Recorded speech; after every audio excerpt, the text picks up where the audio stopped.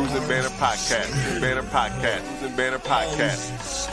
What up, what up, what up? Welcome to Brews and Banner Podcast. I'm your host, Rob G. And with me, as always, is the Legendary Brew Crew. What up, fellas? I was reading this weekend. Mama.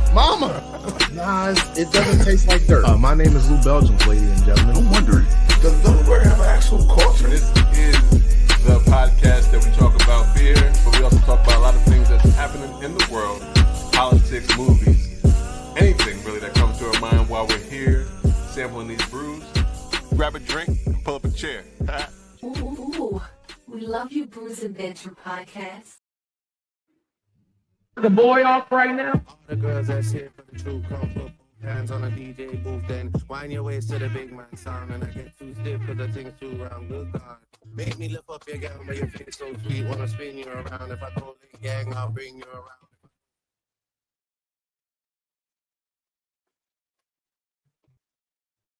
What up? Welcome to Brewsing Banter Podcast, where the topic is the rockin' the brew.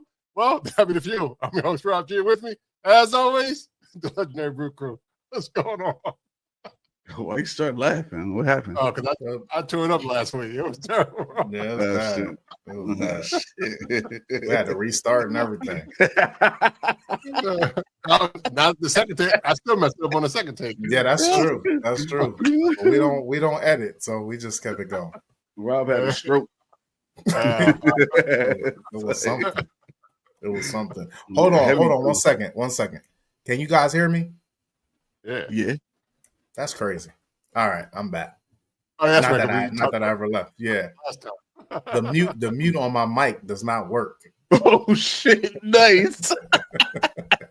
Last week he was like, he put Mike and said, "Sit the fuck down." No, sure. That would have been great if that's what would happen. Yeah. You would have muted and be like, "I hate them fucking niggas." These motherfuckers. God damn it. Niggas. Man, I'm so goddamn tired of these motherfuckers.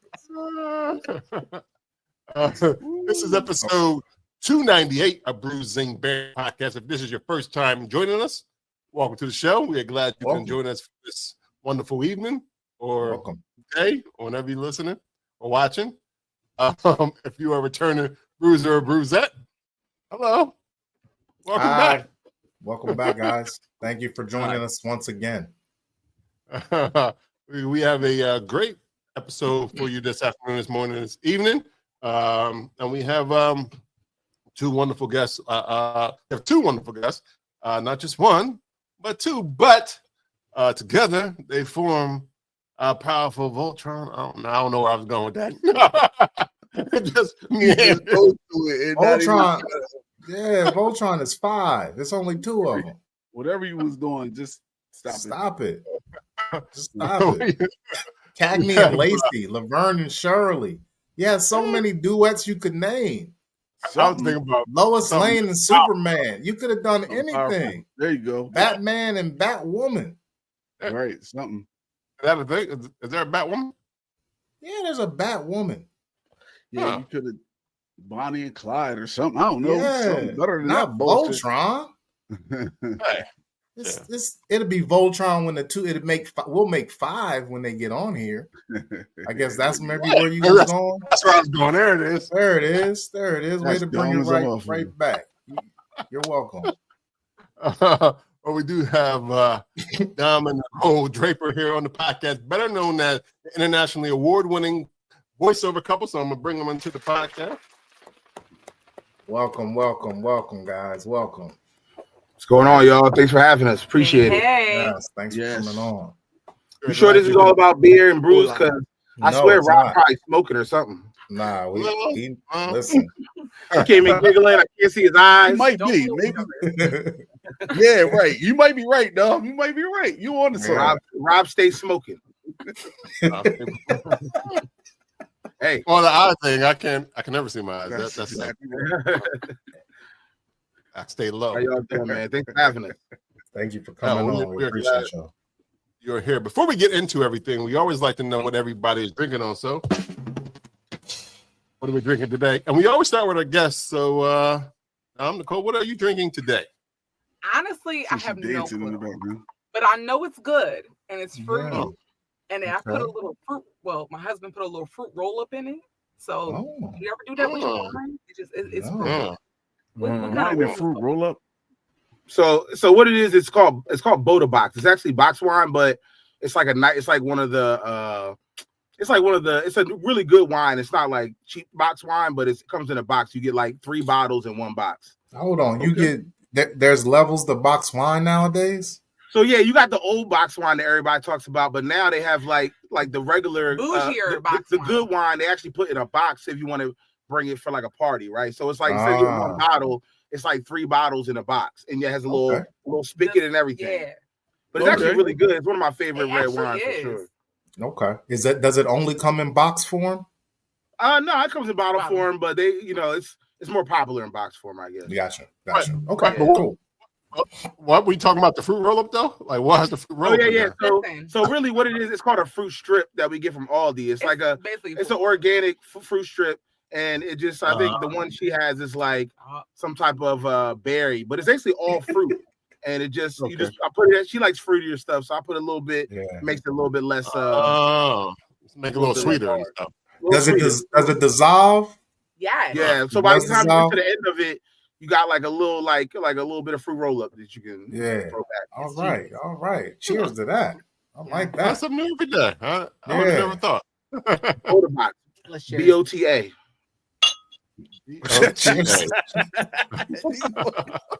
Don't mind my wife. She corny too. So. Shut up. Let me be myself. Just let her be. So, Dom, I assume you're drinking the same thing?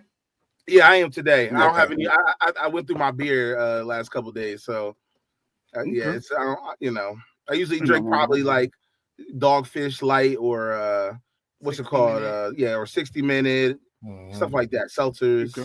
Okay. But I like trying different stuff. Nice. We gotta go out with us one day then. Yeah. Oh, for sure. Yeah. All right. Nicole, do you like beer? Hold on, Nicole, do you like beer? Listen, I can't stand the taste of beer, but I will do like an Angry Orchard apple cider. I mean, that's cider. Cider beer. You can probably get away with it. No, it's a brew drink, but it's not beer. It's not beer. Okay, well, no, I'm not a beer drinker. Okay, all right. You try. I tried. All right, you drinking something? Yeah, so I'm drinking something from Sacred Vice Brewing Company out of Philly somewhere. I don't know exactly where. I don't remember. Pennsylvania. No, I'm saying like what part of Kennington Philly, area. Like Kennington area. Yeah, that's what I was saying. You jerk. Pennsylvania. But this is called Bilbous. This is called Bilbous, and this is a New Zealand best bitter ale. It looks like this in the got that nice golden color in the cup. I mean, it's I'm gonna need me a podcast glass, man. Yeah, for sure. But I mean, this thing tastes weedy, like biscuits almost. With some it's not bad though. It's not bad. You don't like biscuits? Yeah, everybody like biscuits. Who don't like biscuits? Who don't like biscuits? You lie. I love biscuits. Yeah, I know. So it's hard for me to imagine beer being tasting like biscuits though. It kind of does though. It like that Britty taste to it. Like that's how it is. Yeah. So when you taste, if you ever had this beer, you're gonna be like, you know what, Yoda was right. That shit tastes like a biscuit. It's like a Pillsbury dropped up in here. I have no clue what the ABV is on this joint. I think it's about 5% though, to be honest, if I remember what they said. Yeah, hopefully it is because it's around there. Yeah, because their beer is pretty light. Yeah, so I would pass me another of these. I like them. All right, Lou, let's know what you're drinking on. I'm still in the middle of the not drinking no liquid alcohol things, so I'm just drinking liquid H2O. Alcohol things. Yeah. When I talk slow, I get tongue twisted. Yeah, you should have just said that shit. Man, now I'm not drinking today. Yeah, I'm not drinking anything today. I just have water. I just have liquid H2O. No liquid alcohol for me, guys. I like the solid alcohol. Jesus Christ. Yeah, alcohol gummies. Yeah, that's what it is. Jello shots. They tried. They I was tried. like, do they got that though? I mean, Yeah, like I that think- would be. Jello shots. Jello shots, kind of. Yeah, Jello shots is an I alcohol know. gummy. I'm pretty sure I had alcohol. My wife made alcohol gummies. She made like That Hennessy must have gummies. been where I and had them. Yep. She made Sounds like a waste. some other gummies. No, They were no, pretty it's not a good. waste. They were good. Very I like strong. sugar. I don't Very like- strong. Oh, popsicles. You make popsicles. That's You what can you do You can do that popsicles, too. Or pour my liquor in a glass. That's it. There you go. Let's go. Let's go the easy route. Let's put it this way. Rob, what you drinking? I have from Autumn March. It's only in a crowler. There it is right there. It is their 249 years later. I guess that's how much of the 49 years later movie, I guess, because it says still kind of undead. So I guess they are kind of playing on that. It's a American wheat beer, 4.5% ABV. There it is in my glass. It's a light color, straw color. It's Callista hops. And it's this is some tropical notes or undertone, but maybe it's in there. You got to reach for it like that. You Yeah, looking it in ain't the sky there. for them joints, boy. It's not there. Oh, shut up. What you say? What she say? It might be. I said, do it taste like biscuits? Not that one. Not that. Yeah, That one's I heard what she said. That's why I told her shut up. But, all I mean, beer don't taste like biscuits. Yeah, I know all of it. I Taste don't like believe biscuit. but actually, because this is a wheat beer, it does have some of Does that. have- yeah, I'm pretty sure. It does have see? a biscuit. Yeah, it does have a Little biscuity biscuity. flavor, but it's not. But there is some sweetness to it, so I guess that is the tropical undertones that is in there. So it's a nice easy drinker. Like I said, 4.5%. So I'm gonna pass me another. All right. So everybody is drinking on something. So we are excited to know who the voice couple is. Yo, what are you drinking? Yo? You're No, I one. don't- Tell us. Yeah, that's what I'm saying. Yeah. So without further ado, we want to welcome the Voiceover Couple, and the floor is yours. Thank you. Thank you for having us. We appreciate it. I'll give you a quick synopsis, and then I'll let my wife tell you how she got in. But basically, voiceover kind of started with me. I mean, I did back in high school. I was into music, which in the 2003, 2004, I was rapping, and so because of that, we taught ourselves how to edit and record and all that kind of stuff. And fast forward to college, I started getting into radio. That was my track, was journalism and radio. So when I was at Del State, I had a radio show with another girl, and it was popular. And that's when I really kind of found my love for broadcasting. Ended up leaving Del State. Didn't finish, wasn't really focused, but it's neither here nor there. But I had a lot of connections I made, learned a lot at that time. Really kind of found what I wanted to do, and started working for WJBR in the promotions department. I started working in 2010. I started working for allhiphop.com, writing in the news journal about local Delaware hip hop. I was pretty much the main guy doing all the articles for the local scene, doing shows at the Queen Theater, different shows around Delaware for like the local scene. 2020 came, kind of got out of that. Started doing voiceover work on the side in 2017. My mom made a suggestion about a site called Fiverr, which is like a marketplace for different skills. You can get whatever skill you can think of is probably there, from video editors to copywriters to all types of stuff. So they had at that time they were building up their voiceover division, and made a profile on there because it's free to make a profile and post your demos. Luckily, because of doing rapping back in high school, at the time we were using a program in high school called Cool Edit Pro, but that ended up becoming Adobe Audition, which is like one of the standard recording programs to use for voiceover, which was it's what we use to this day. And then so 2017 I started doing voiceover on there. My wife, I'll let you know about her background, and then I'll come back in and tell you how that came together. Yeah, so I was really big on performing on the stage. I had no idea how it would really feel performing behind a mic. Talking about your college. Yeah, so I'm getting there. Oh, sorry. So I went to Newman University. Tell about the gun line, boss. She can start drifting. So I got. Yeah. I can. I talk a lot. So anyway, let me try to stay on track. So okay. In high school, I was always in musical theater, really big, band geek, theater geek. And then I went to college, also in musical theater, shows, things like that. I've done a show at the Delaware Theater Company, just things like that. And I really enjoy just being on stage. But when his mom said, like, hey, maybe you can try this. At the time I was teaching and kind of jumped right into like my adult responsibilities. So I was like, I don't really have time to be in anybody's play on stage. It's a huge time investment. So when she said that, I was like, I guess I'll try it. I have the training, the acting training, singing, things like that. So we kind of just did it. Yeah.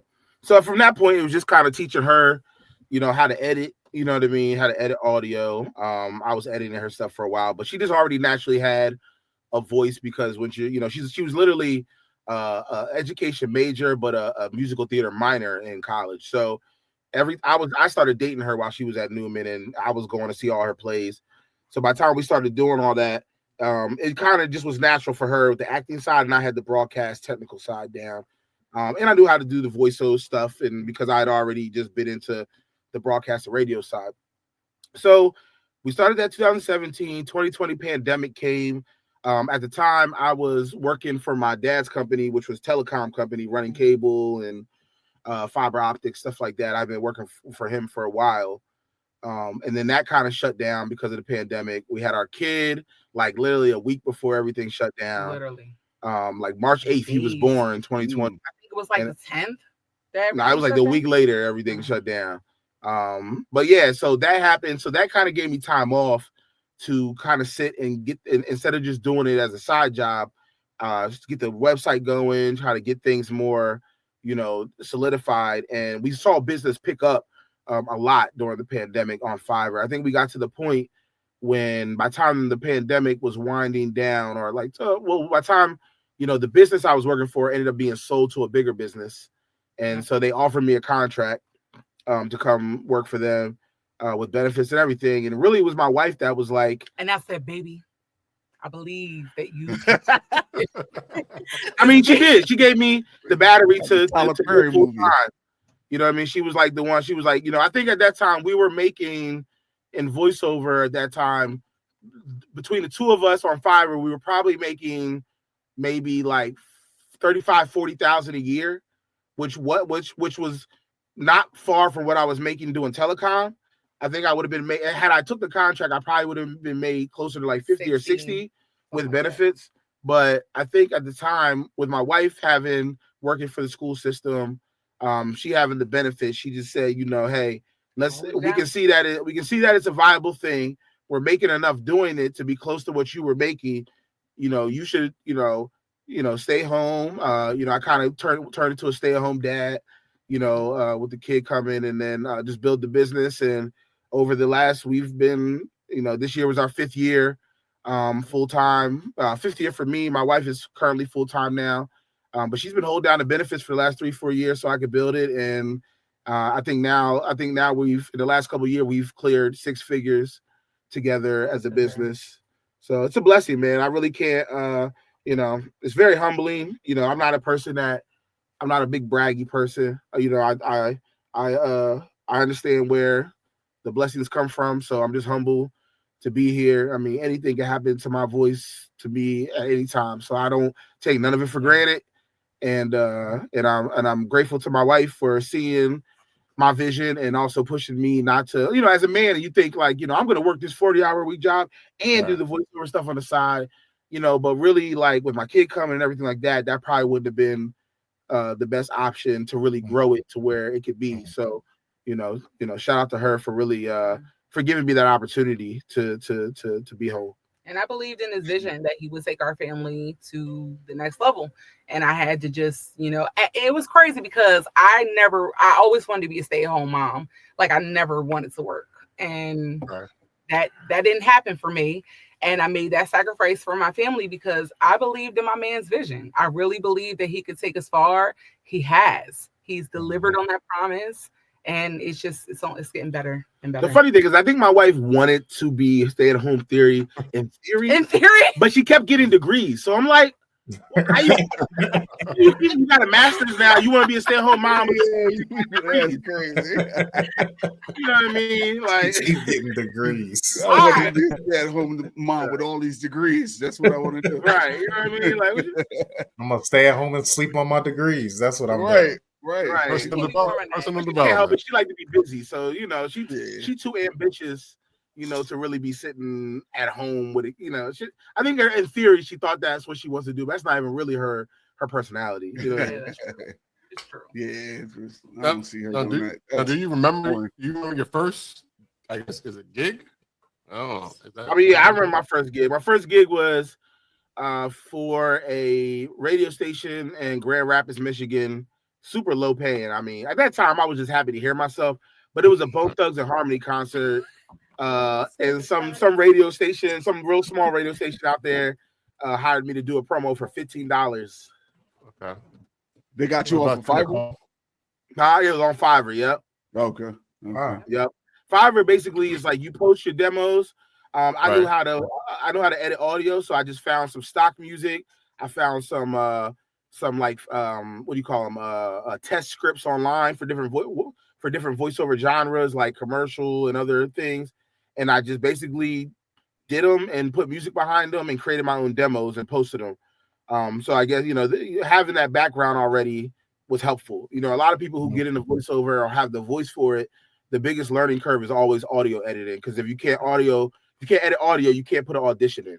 And that's really a lot of my time daily is spending doing auditions from our agents and doing auditions from various pay-to-play platforms. Mm-hmm. Gotcha. Nicole, you remember yours?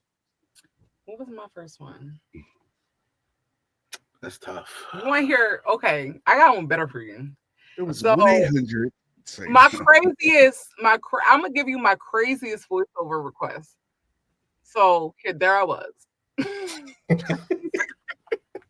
Basically, some guy had asked me to sneeze a couple. What? There's some weird requests you get on Fiverr, like some fetish stuff. But it was you took my thunder.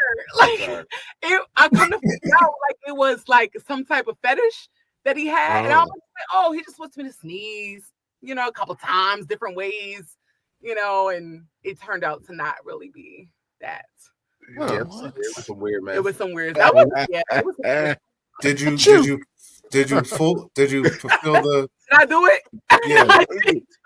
I came in with the block. No, I didn't do it. You blocked that down. Because I'm thinking, how many different ways can you sneeze? It was like specific. It was like wow, with a little Mona. And is it video sneezing or just voice sneezing? Just voice sneezing. Oh, little Mona at the end. Achoo. Like how do it wasn't even like they were trying to pay like that. It wasn't. It was less than $15. It's equivalent to selling pics on OnlyFans. Okay. Not pay. Yeah. You know what I mean? It wasn't right now. Yeah. You're gonna pay. You gotta pay for these sneezes. That's right. Right. Sneeze ain't free. You don't listen to my demos and and think you're gonna like the way I sneeze. Ew. Right. Kind of crazy. Now I know you said Nicole like believed in the vision, but was there a point in time where you was like, yeah, I think we can do this full time? Like, was there a moment or somebody who reached out to you and said, "Oh, we want you to do it"? Was there a moment that you said, "Yeah, well, we definitely can make this work"? That's for you. For me. No, she doesn't. For me. I fully believed that he could do it. Like I really did. Because we had been doing it since 2017, and I felt like he had already kind of shown me that he could sustain the business. And I'm like, there's no way you can continue to sustain this business and grow it bigger while you're working. So you can't work, and that's going to have to be what it is. But what was your question? Because I didn't. What was your specific, like, was there a specific moment that made you feel like, we can really do this? Specific moment? Was there like a client that you said, oh, snap, he really is about, like, was there a client or? Maybe that first Yahoo job. The was Yahoo job. Weird. Yes, the Yahoo job was what made me say, we can do this. That was the first time, like, so we were in. That was the first time we had gotten my first agent. Literally, I found my first agent by just I don't know if y'all know that dude he's on TikTok a lot. Stefan does a voice. He does a lot of food reviews. Stephen Johnson. Yeah. I forget what they call him, Mr. Something. But he's super deep voice. He's funny dude. But we have the same agent, and I see in his bio that his agent had like 15-minute free interviews, like free just consultation conversation. And his journalism side was like, let me just go ahead. Nah, I'm not even journalism side. I'm just very big on networking. So like I will go talk to people, and journalism helped me be like that to a point. Like I'm just saying, you don't take no for an answer, and you always find a way. Right. Yeah. So it's definitely that's definitely the case. Yeah, they crazy. You can't cut me off too much because I'll lose track. I'm sorry. But it's a husband wife. It definitely is. I've seen before. I got ADD, so I do too. Y'all both got it. Where were we at? Squirrel.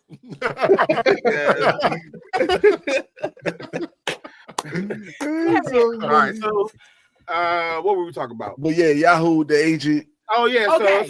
so we got I found I had the meeting with the agent, and she really liked our voices and what at that point we had booked a certain amount of people on Fiverr. I think my first really big Fiverr job was actually for Nike.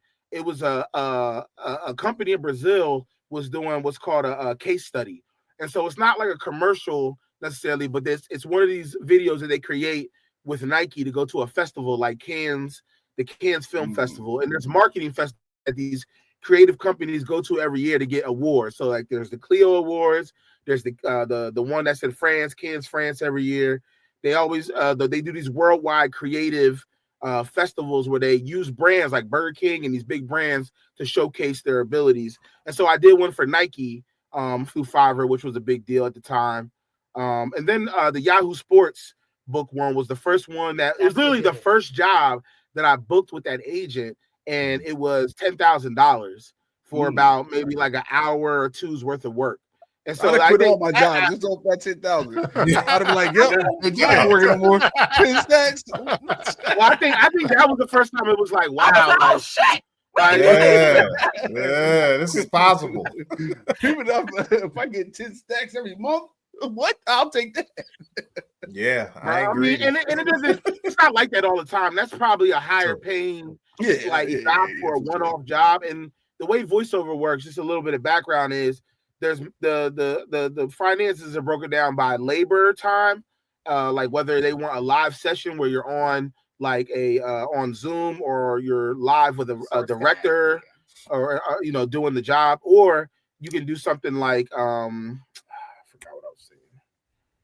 Okay, yeah. So Source Connect, or if you just self-record. So you either have to pay hourly for the labor, but then most of the money is really in usage. So a company like Yahoo took that commercial and they put it on streaming, they put it on national TV, they put it on all these different platforms, and they basically the fee goes up depending on how many eyes are going to see it. Mm-hmm. So I could do a job for I've done jobs for like AT&T that are internal. So that job may be no more than $250, which is still not bad for an hour's work, but there's no usage. Usage is much lower because it's only being used for like a meeting with some execs or something. Right. So voiceover has a range of what, sometimes you hit a lick with a big job.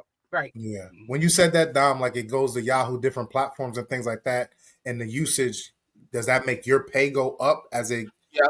So the more platforms they put it on, if they're going national TV or worldwide TV for a commercial, then they have to pay much higher rates because they're paying to put it on national television, and millions upon millions of people are going to see it.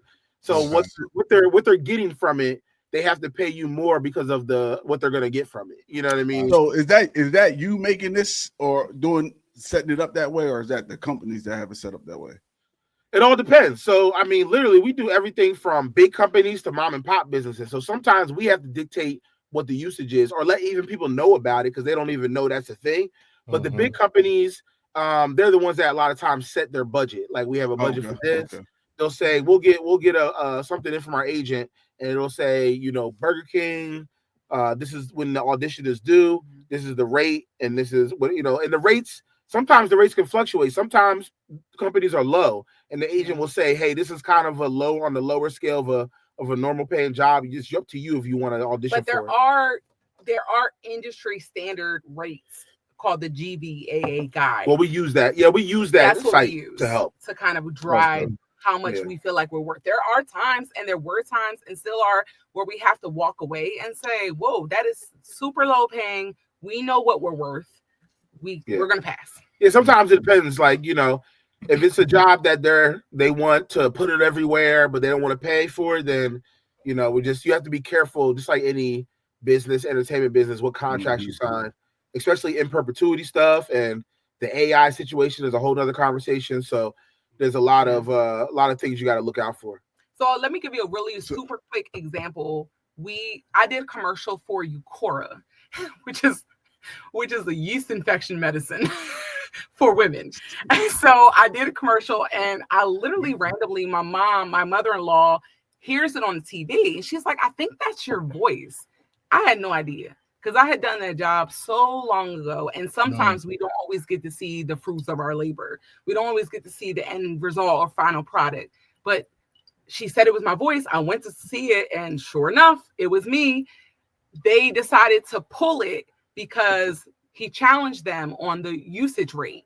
They wanted to use it for TV. Well, it was already okay for them to use for TV, but it had been like a year or two. And they didn't want to. So most contracts are usually a year to maybe up to 5 or longer. But you just have to, a lot of times, companies would like to pay you and then say, "Hey, we want to use it in perpetuity."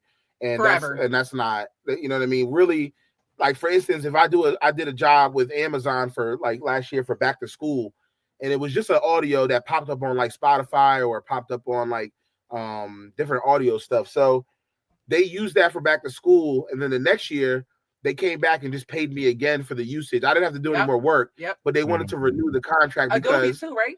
Yeah, so they wanted to renew the contract, and so if they like the spot and the spot is working for them, sometimes they'll just come back and pay you again for a usage fee. But if you don't make sure you negotiate that, and you just give them a free reign to use it for however long, they're going to use it for however long and never pay you every time. You might be mad watching your voice pop up on TV, you know, that you didn't get paid for that. Yeah. Oh man. Now, can you walk into the process, I guess, before you had an agent and after you had the agent? Was there like a difference? I know you was using Fiverr, but how has it changed between before an agent and currently? Once you get an agent, you just get access to the bigger jobs. Yeah. Once the agents comes, like before that, we didn't have access to a lot of the national TV commercials unless we ran into somebody on Fiverr. Now, Fiverr has grown tremendously in the last 8 years. They are a very big business now. When we were coming in, they were like, you know, they were big, but they were not as big as they are now. And they have grown a lot. So at the time, I think that we got whatever jobs we got on Fiverr. And then I got on a site called voices.com, which you can also find big companies on there too. For sure. Yeah. And we've done well on voices.com, but the agents are the ones that work with the casting companies in LA. Like a couple of our agents are out of LA. One is out of Minneapolis. One is out of New York. So they're the ones that work with the casting agencies and have both union actors and non-union actors. We're currently non-union, but I have done 2 or 3 union jobs, which you're allowed to do as a non-union artist. But if I do like one more, the SAG office is going to call me and be like, "Hey, either you got to make a decision or what." Yeah. Right. I was about to say, when did that kick in where you have to so one more job, you got one more union job, you have to. Yeah. Well, right now, there's you can still be on national TV as a non. I really have not figured out what makes certain jobs union and not union. It depends on what they use or who they use. It's a very weird situation. But we have too much non-union clients to really go union. Once at some point when that opportunity comes up, we'll probably go what's called FICOR, which is a mix of you're part of the union and you can do SAG jobs, but you're not a voting member, so you can still do union. Like they kind of like frown upon it, but we have too many mom and pop and like our bread and butter is that, so we don't really want to hamper the amount of people we can work with. So what if your bread and butter becomes to hire the bigger companies, and then if it comes to a point to where we just like we have so much opportunity and we have to go full SAG, we will. Okay. But I mean, I think FICOR is fine too. They don't care as long as you pay them union dues. You know what I mean? It's like you paying union. Yeah, they getting free money. You don't even get a vote. they get to steal the dues. They don't care about you. Yeah. And I guess back in the day it probably meant more because I knew like SAG normally opens up to like benefits and stuff like that. But now we're like Obamacare. I don't know. Does it matter anymore? I mean, yeah, it's like the benefits are good though. And what? SAG. I don't know. I don't know much about the SAG benefits. So that's what I've heard. They've been going through a lot with their strikes and all that kind of stuff. Yeah. And there's a big fight going on right now with AI. So which could eat up a lot of work. It is going to eat up a certain amount of work, especially the smaller stuff. Well, depending on what school district Nicole's in, that benefits package is awesome. Yeah, she's not a teacher anymore. She's full time now. Full time now. That's what I was saying. True. Yeah, that's right. That's right. You did say that. Delaware benefits. We paying our own health care now. Yeah. Okay. That's entrepreneurship. Rough, like another mortgage, man. Do y'all do any jobs together, or is this always separate? I was on that too. We don't get to do a lot together, but we actually just today got hired for an audio drama podcast. So nice. It was a role for a girl and a guy lead role in a podcast. I auditioned for the guy through a site, and then once I got shortlisted for it, she found our website and saw that my wife does it too. So she was like, "Could y'all both do auditions for this character?" And we just got hired for those roles today. Cool. Oh, that's dope. Congratulations. Yeah, congratulations. My name is Maya. I just got out of jail. Don't tell too much. You signed the NDA. Not out yet. Forget everything I said. we don't have that many people down listening. Let me go look and see who got Maya coming up in there. Well, so this question is for work, so that's what's up. Yeah. This question is for either one of y'all. Since y'all do have the agent now, like, and y'all both are full time, what is like a typical day of like doing the auditions, doing the editing? What does that look like from start to finish, especially with you having the kids to deal with and things of that nature too? Sure. Okay, so my day looks a little different from Dom's.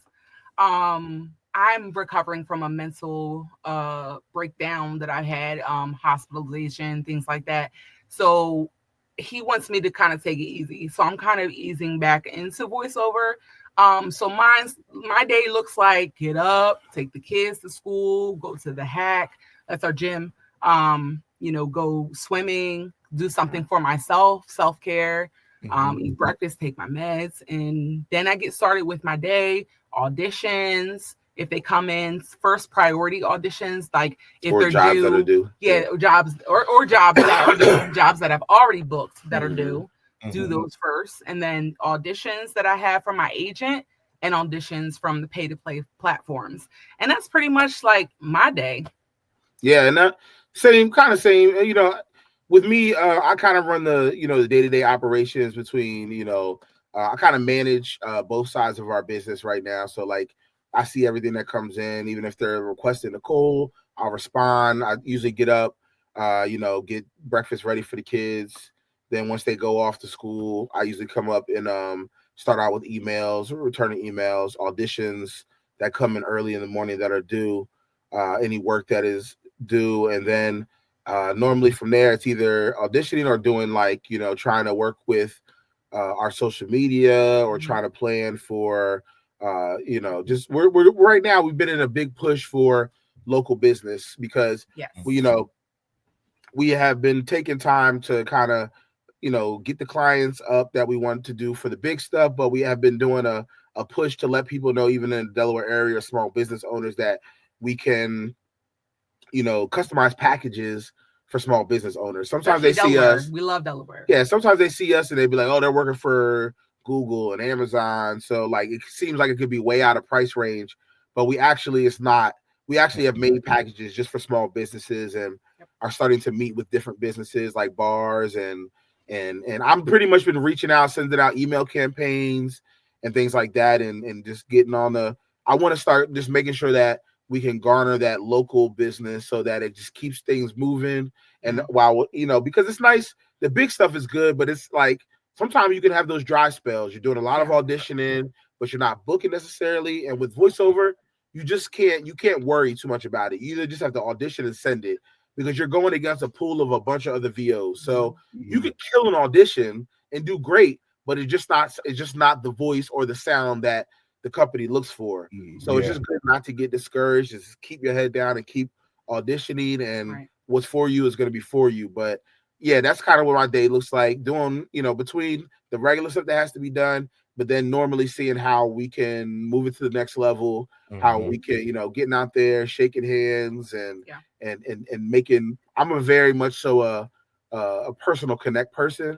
My dad owned a business for years, and he was always very much so a personal connection person. And that's what helps our business, is having that family aspect. We hear from our clients that they just like the family aspect optic, and it feels more trusting when they can just not only get a hold of me, but get a hold of my wife if they need something. And we're hustlers. So the studio, we're sitting in the studio. This used to be our walk-in closet, and we ripped it out and made it a studio, and our bed is right there. So if a client call, I'm at the age going to work. If a client call and say I need something last minute, and they in Australia somewhere, and I will get out of bed, but I'm gonna tax you though. Right. Immediately, Absolutely.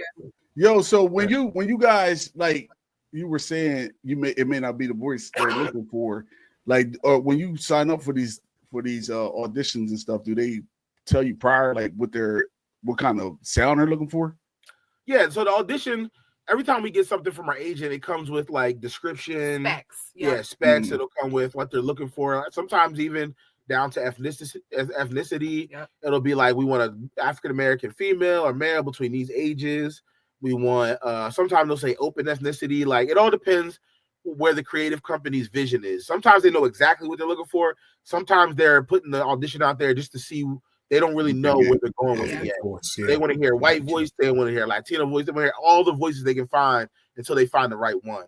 So do you do all those voices, or you just be like, man, fuck it, I got a black? That was my I mean, definitely, it's not ethical to audition for anything where they ask for specific stuff. So if they ask for a white male, they ask for like certain things, they don't want to hear me. Right. You never know. You might get to a white male. Yeah. Hi. Hi. Hello. Yeah. Well, hi there. And that really sounds like I think in 2020, after all the social justice stuff, they really, it's funny, it just kind of happened, but they moved to not allow, if you're not the race that's for the job, they don't want you auditioning because it's kind of a DEI thing. Cleveland show. Yeah, you got it. Right. Like the I'm just saying, like the girl. So the Cleveland show, they replaced the guy that was doing Cleveland's voice for Family Guy with a black guy in 2020. In 2020. Found because it just became an initiative, like, and even like different shows like Big Mouth and there's another one. They went to go find people that were that ethnicity. Yeah, which makes sense to me because it's like, I'll take that from a black man or whatever. And but you got a black character, but yet you want to use a white man for that character. It makes sense. Yeah, and you really need to go pay a black person. Black man, right? Yes. The Chinese character on The Simpsons, is that what you're thinking about? No, that was the Indian guy. Okay. The Indian guy, but it was a white man playing it. Right. That's crazy. Yep. That's that's so. Do you guys have different voices, or do you guys just go with your normal "I'll walk outside" voice? I would say, I mean, I have a pretty decent range. I mean, I can go. Of course, my favorite stuff is always sports stuff. I love working for the NFL or NBA or doing any of the sports stuff, any of that motivational stuff. So I can go deep, or I can do the deep motivational, or I can do like the high pitch wacky stuff. So I've developed, a decent range depending on what it is. I mean, I've experimented with a bunch of other voices. So I do at one point, we're going to get into animation one day. So with that, you definitely want to experiment with different voices. So we do we definitely experiment with different types of voices. I try all types of stuff. I got one where I sound like a gremlin. You know, I'm sorry to tell you this, Dom, but now we gotta hear voices. Definitely gotta hear a voice. Like I would just need a monologue, but if you want to do your gremlin voice, that's whatever. fine. Yo, let's just get different voices. Whatever you got. Do it.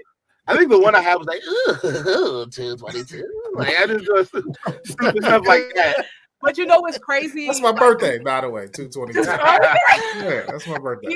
It's crazy because even with like when the kids are watching cartoons or watching stuff, we will imitate the voices. Yeah, we'll like practice with them. Like, we'll always exercises. Exactly, you're always exercising, and in fact, our kid is interested in voiceover.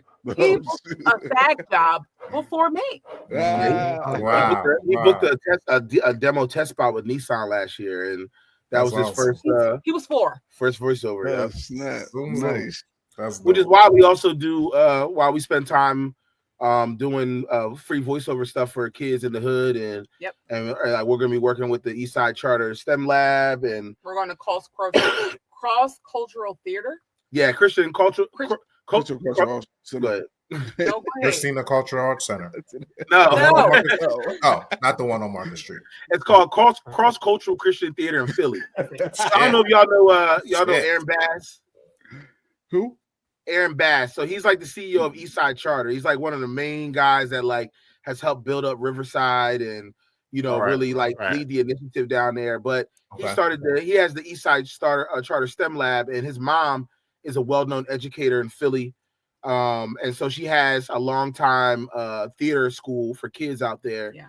And so we're going to be going out there next Wednesday to just give them a free 2-hour class on intro to VO, because a lot of these kids don't know they can get into VO now.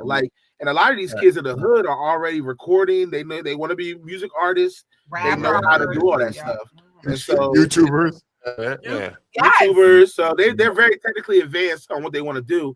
So they need to know they can go online and audition for stuff, because it takes a long time to make money as a rapper. And I told my wife, I feel like I've made it, like I'm a rapper. Like I get paid to record, and I don't record unless I get paid. And most rappers don't. You're rappers. but most rappers don't get paid to record. Yeah, you know what I mean? That's true. That's true. So you never signed a 360 deal. No, I gotta sign a. I mean, I listen. You can sign a. You can mess up and destroy your career. Yeah, you can sign a bad deal. If you sign a in perpetuity deal, which like I had recently, I had a really big job that I can't talk too much about because I'm under a lot of NDAs. Trying to say if I can how I can say it. So basically, I can't confirm or deny that there's an AI company that I've worked with recently in the past year. So my voice might be public facing in some ways soon, in a way. But that job took a long time to negotiate. It took almost a month to negotiate, because they basically were asking to be able to make my voice with an AI computer, and to create other things with it. And that would put us off the game. And well, I mean, it was okay. I had to get on the forefront of it because AI is happening, right? Yeah. Right. And there's a lot of companies that are creating new smart speakers. There's new stuff coming out.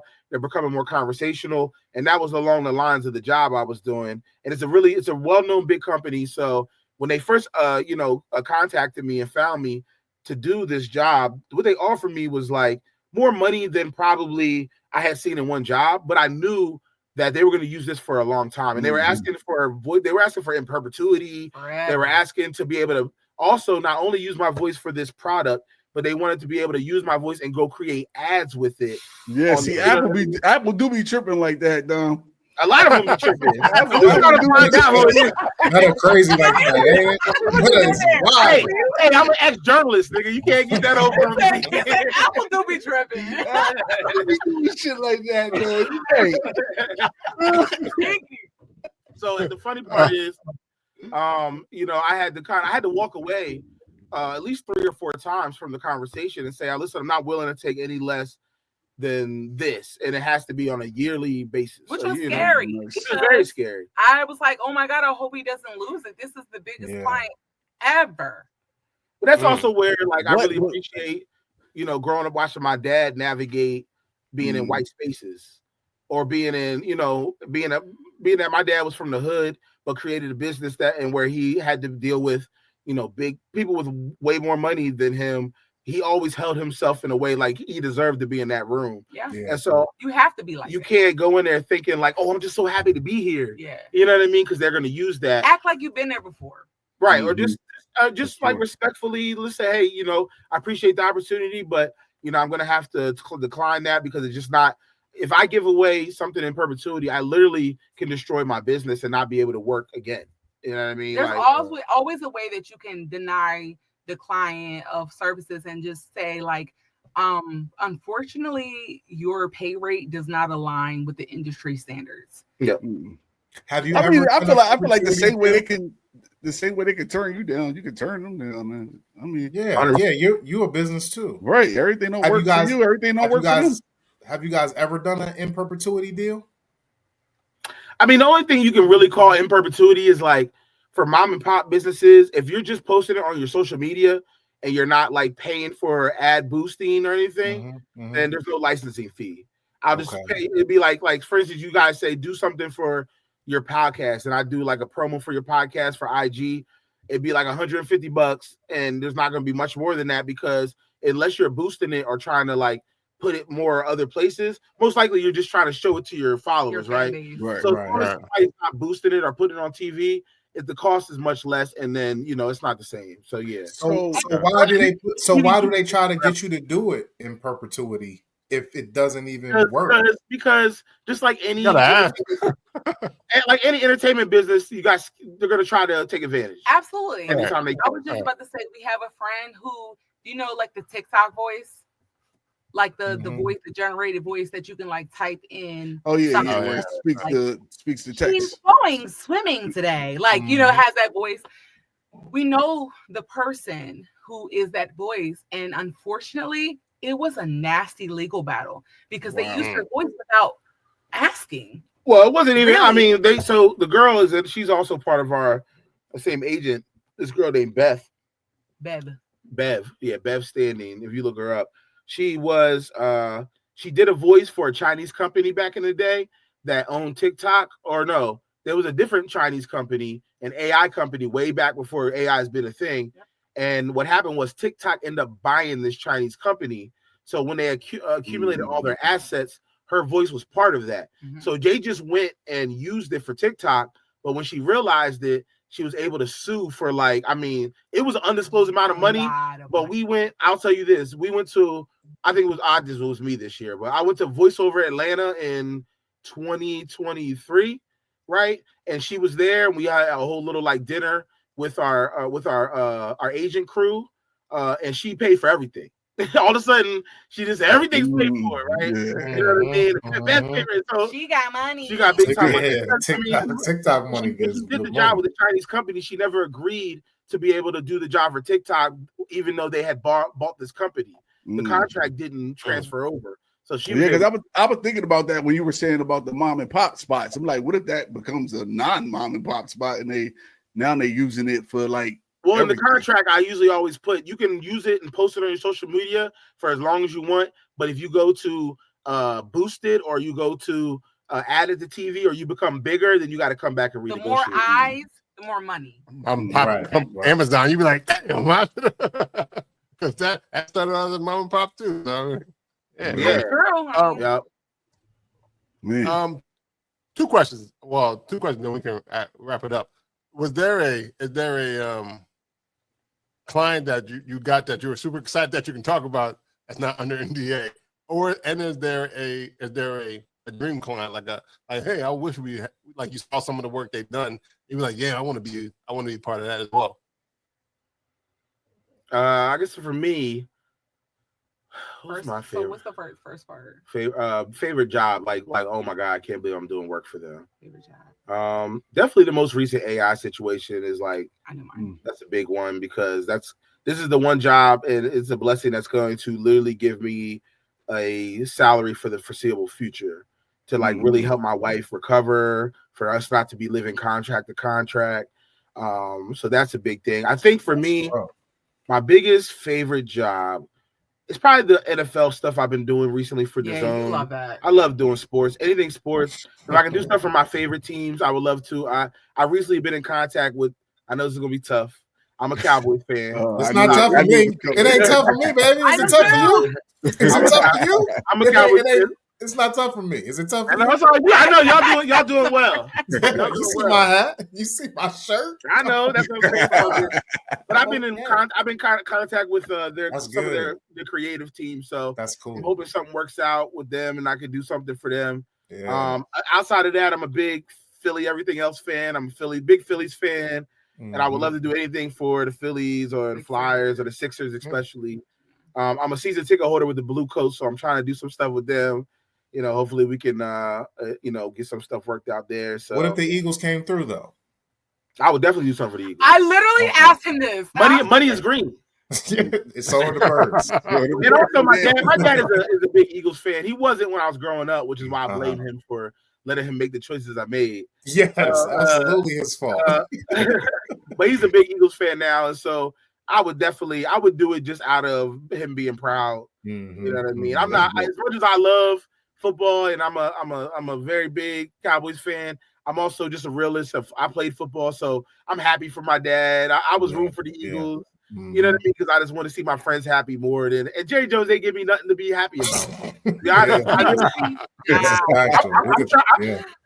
Our favorite project is animation. I love animation, and I got to do a old lady. Her name was Sister Ethel. No, what was it?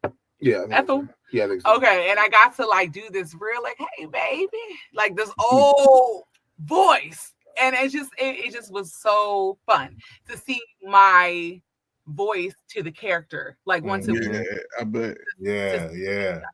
Because you were the old lady, that's why. And for that animation, did you see the drawings before? Did you have an idea of what the lady looked like? I don't think we did. No, yes. Oh, we did? Yes, okay. yes. They send you in the draft, they do send you a picture of what the lady looks like. And that kind of helps you develop the voice around what you for sure. Yes. So there is a time for everything and everything in its time. When I was your age, I would go downtown.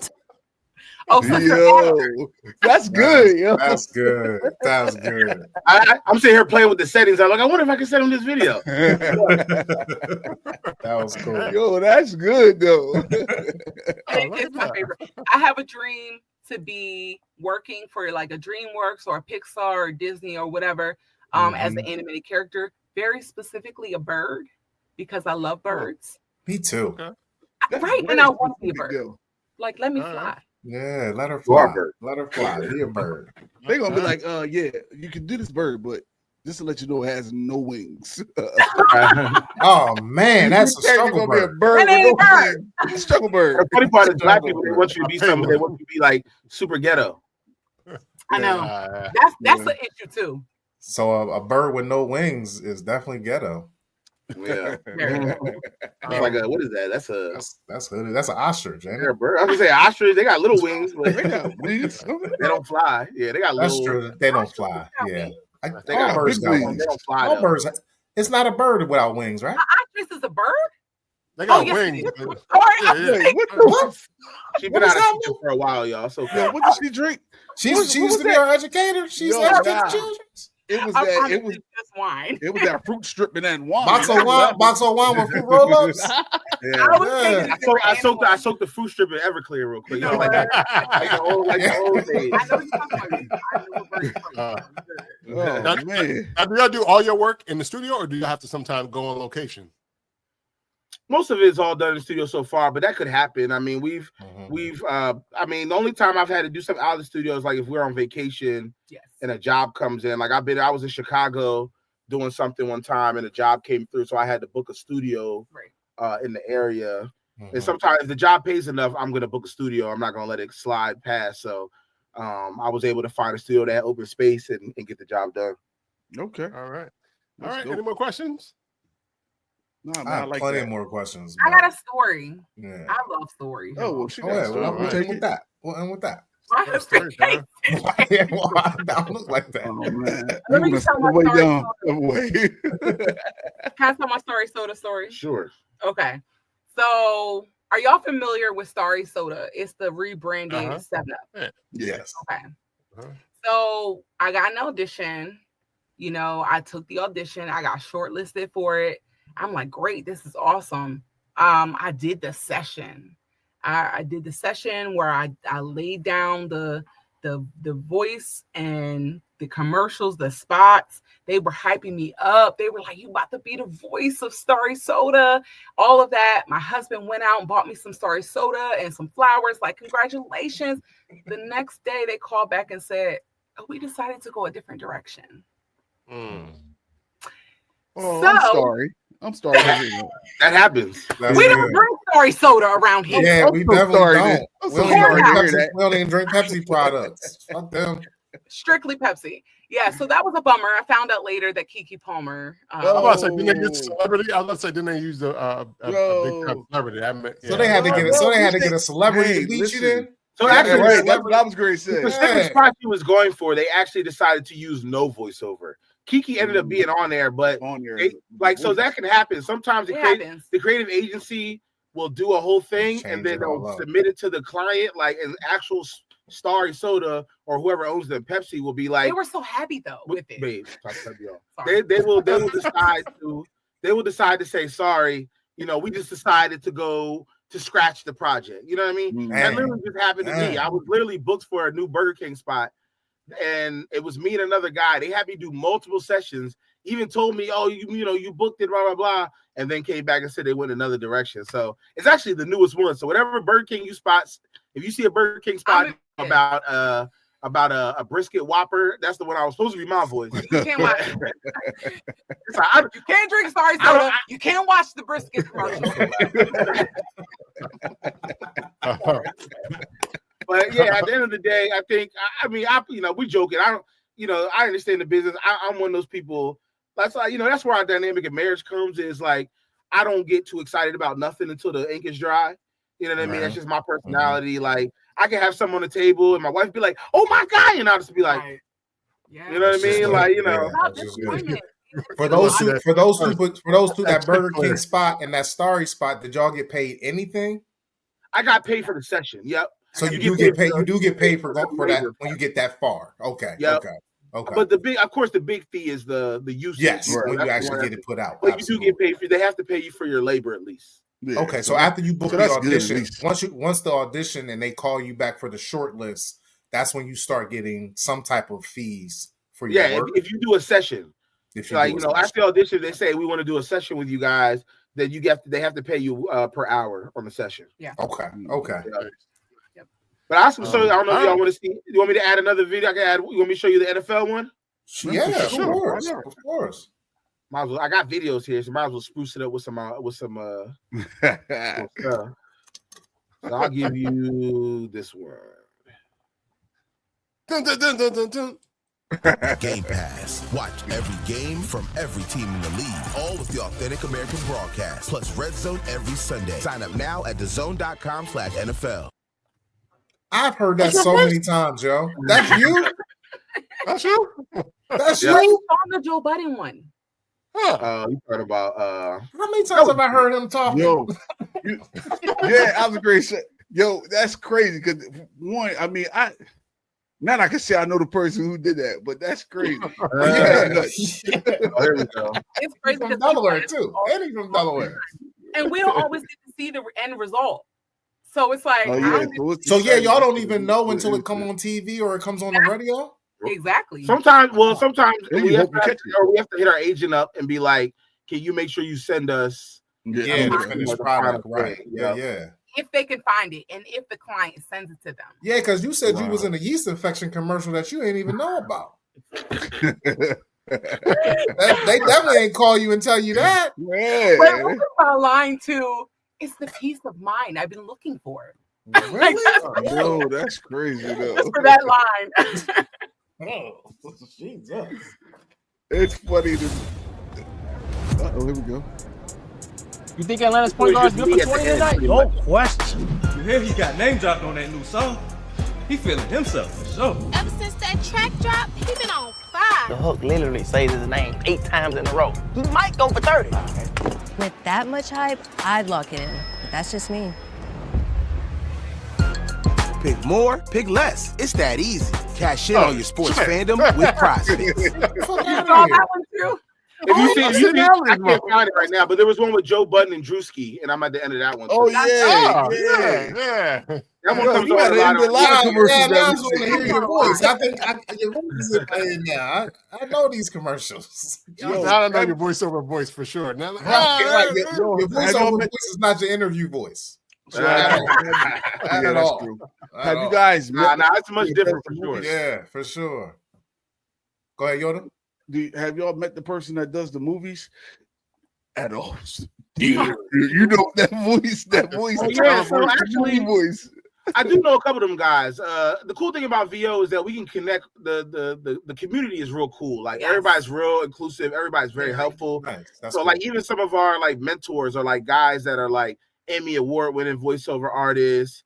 I'm in like a Facebook chat group with some like just black men voiceover artists. A couple of them are like super big, like Zeke Alton and Trey Mosley. These guys are doing like Call of Duty video games. Madden. They're doing Trey Mosley was like the voice of Madden for like the last 5 years. Wow. So these guys I talk to on a daily. They're super helpful guys. And one guy, the guy you're talking about, one of the big trailer guys, his name is Brad Highland. I've been in some coaching sessions with him and stuff. But he's a really nice guy. But yeah, these guys funny, you know. Some of the big guys, like even Stefan, I met him at a few voiceover conferences and stuff. And it's cool to talk to some of these big guys that are doing big stuff. I mean, even with what we've done, it can look like we're still kind of like in the mid-tier, trying to like, we're still new, you know what I mean, compared to some of these people that have been doing it for a long time. Big to me. Yeah, y'all huge to me. Thank you. I appreciate it, man. Yeah. We have definitely, it's happened fast. You know, it doesn't happen for everybody. The voiceover game is a lot of people that have tried, and it's not for everybody. But people are still not getting booked. Yeah, and it's tough. I have a question. I know y'all said earlier it depends on who books you guys, but what makes a good voiceover voice?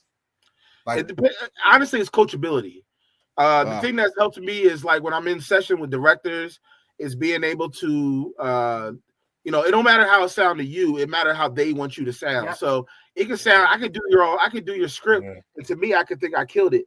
But it's the ability to be on with a director and him say, well, can you do it with this at the end of this? Can you add that diction to the end of the T? Can you pronounce this better? And what they really like is when you're in the session and you're coachable. You can get these things. And sometimes, depending on how it's flowing, how the energy's flowing, you can make suggestions. They like, they love it when you can come out and because they're literally in real time going through the creative process.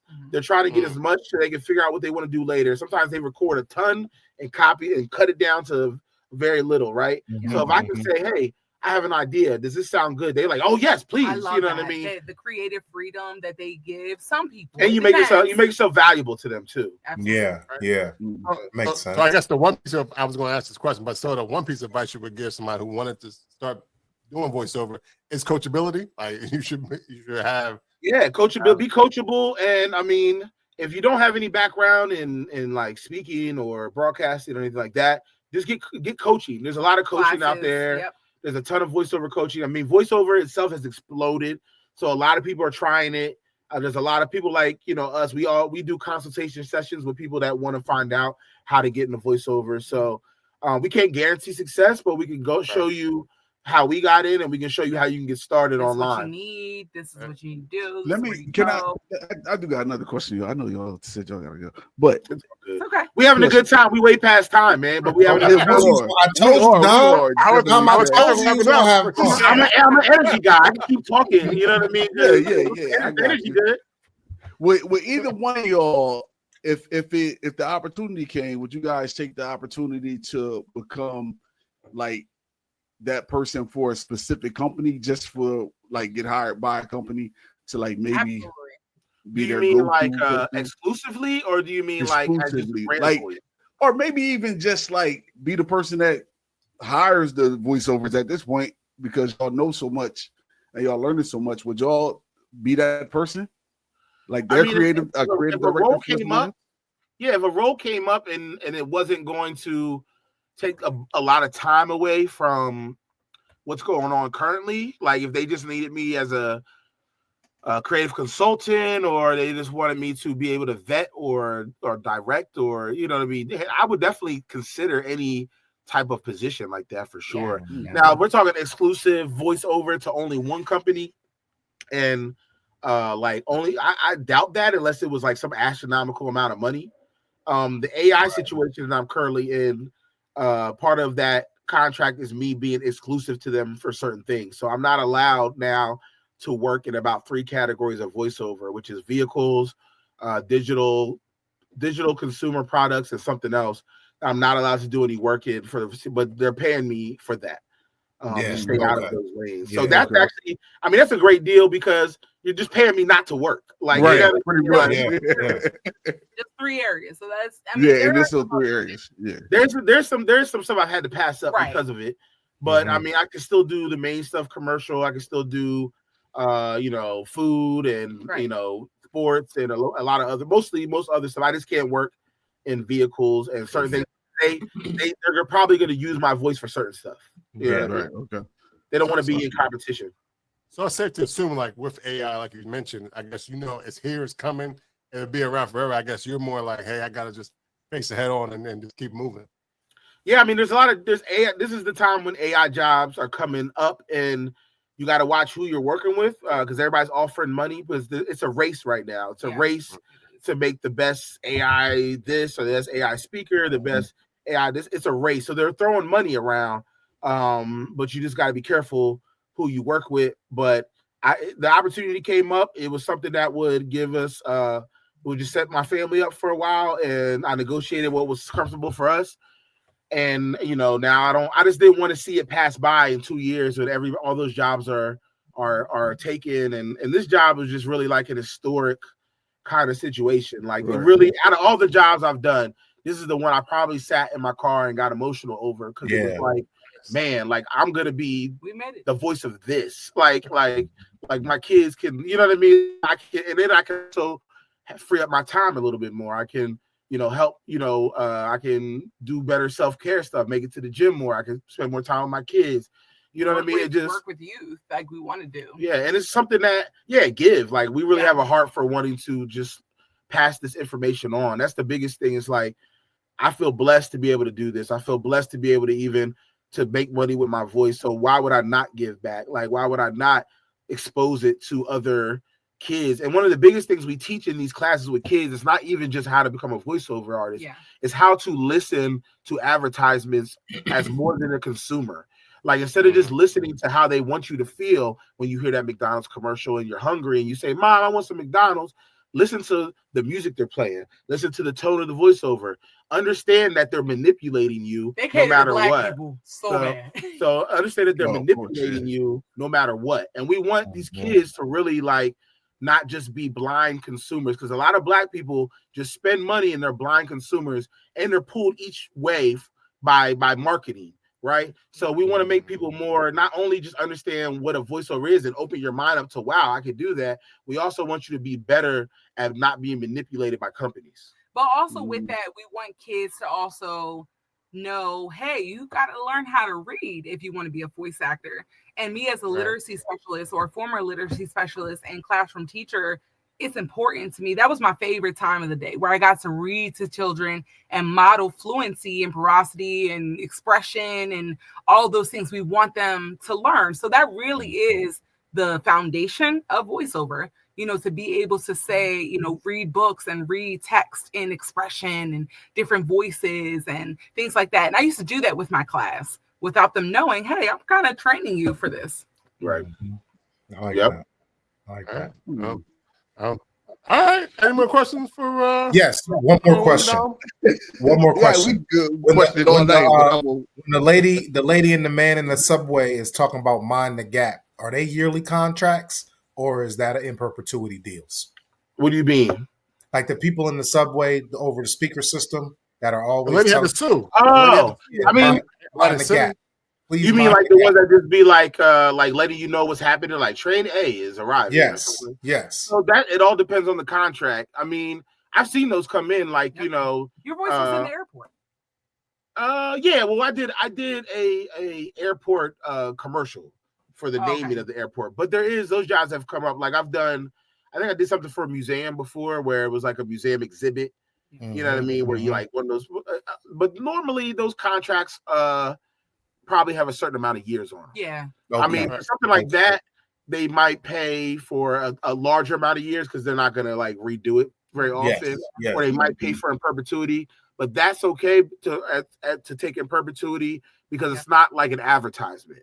They're not necessarily making money off of it. Yeah, It's more so of like almost like a just a service. Yeah, it's a safety feature. Yeah. Safety feature, Okay, right. got you. That makes sense. I Thanks. I'm done. It can still be $1,000 job. For sure. You know what I mean? Because they're going to use it for a long time, but it's not going to be like something you got to worry too much about them making money or taking advantage of you for. Got you.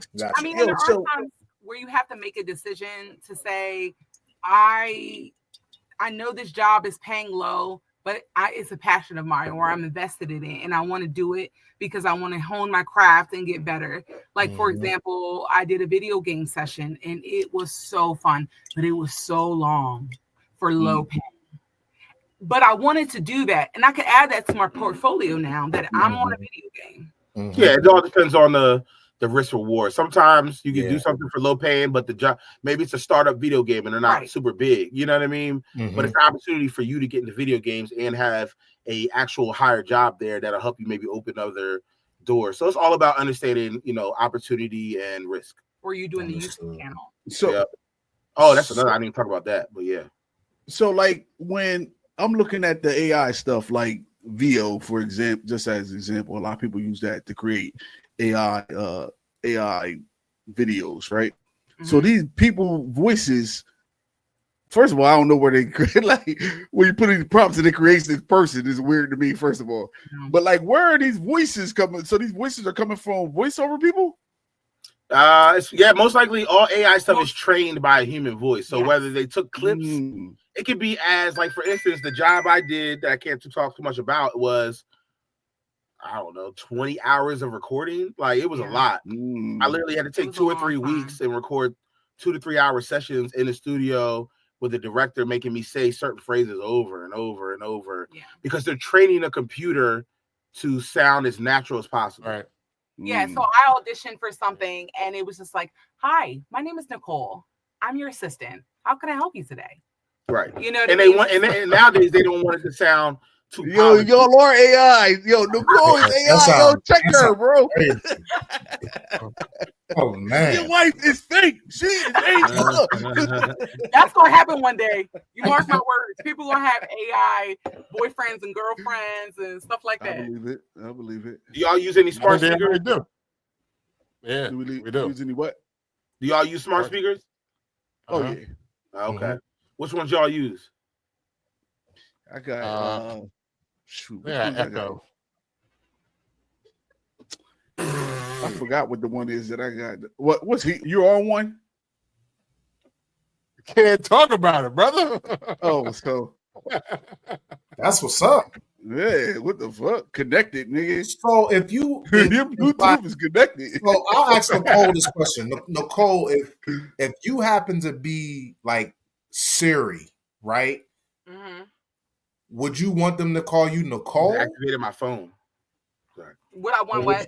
Would you want them to call you Nicole or like Siri? She don't have she don't have for you, Dom. Huh? Same question for you, Dom. Like who to call me? Like the company? No, like you know how you say, "Hey Siri, what's how do you make bacon? How do you make biscuits?" It would be the name that the company. Yeah. Oh, says. they pick it. Nicole got hired for Siri. It's like, for instance, this is the best way to say it. If Nicole got hired for Siri, right? The job would be exclusive, and they don't want anybody to know that Nicole's the voice of Siri. Yeah, so they would not say. So that's why the NDA is so serious, because they want it to be an anonymous voice behind this speaker. They don't want to be. They don't really want you to have the name to be able to look at it. Right. So they don't even want you. They don't even want Nicole to be out there saying, "Hey, I'm Siri." Right. No. They don't want that because I guess it's understandable. They want it to be anonymous. Right, You know what I mean? Because they want it to be an assistant that you talk to that does blah blah blah. They don't want it to be something that you can go see the face of the name because it kind of like might take away. It up. It's like That Santa would be Claus weird. kind of That would be weird. Damn it, I thought Siri was sexy. Like, here it go, Dom fucking Dom is Siri. This whole time I was sitting there talking about yes, Siri, baby. Siri's a man. All right. Any more questions? No, I'm good. We ain't gonna ask more questions, right? I appreciate we want to thank the voiceover. Thank you guys. Yeah, I appreciate it. It was fun, man. We got definitely go out and drink. We always like to people. Oh yeah. What'd you say? Before we go, we always like to know how people can find you on these worldwide webs, these social medias, how they can find out more about your work. So how can they find all about the Voiceover Couple? They can go to www.thevoiceovercouple.com. All our socials are on there. Links to that. Dom Draper VO, Yep. Nicole Draper VO, TikTok, the Voiceover Couple. Yep. YouTube channel. All those fun things. Yep. Oh, YouTube channel? Not yet. I mean, we have a YouTube channel, but it's I'm getting ready to probably totally redo the YouTube channel. But Instagram, we're pretty active on Instagram. The Voiceover Couple, Dom Draper VO, Nicole Draper VO, our personals. Same on Facebook, the Voiceover Couple. So yep, we're around. But the website is the best way if anybody wants to contact us, whether it's to find out about how to get into VO or to like book us or anything. And they can also email us at info@thevoiceovercouple.com. Cheers. All right, Lou. My name is Lou Belgium, and I'm on them Instagrams. Yo. You can find me on IG at IM302YODA. And you can find Brewsing Banter Podcast on Instagram, Facebook, or Twitter at Brewsing Banter Podcast. You can even say, Alexa, play Brewsing Banter Podcast because we are on Amazon Music. If you want to go to us, check us out on www.brewsingbanter.com and find out about that. You can get merch like this or the hat and all that good stuff. If you want to follow me, Rob Stay Brewsing. Bing, bing, bing. This has been episode 298 of Brewsing Banter Podcast. Until next time, have a good week, everyone. Bye.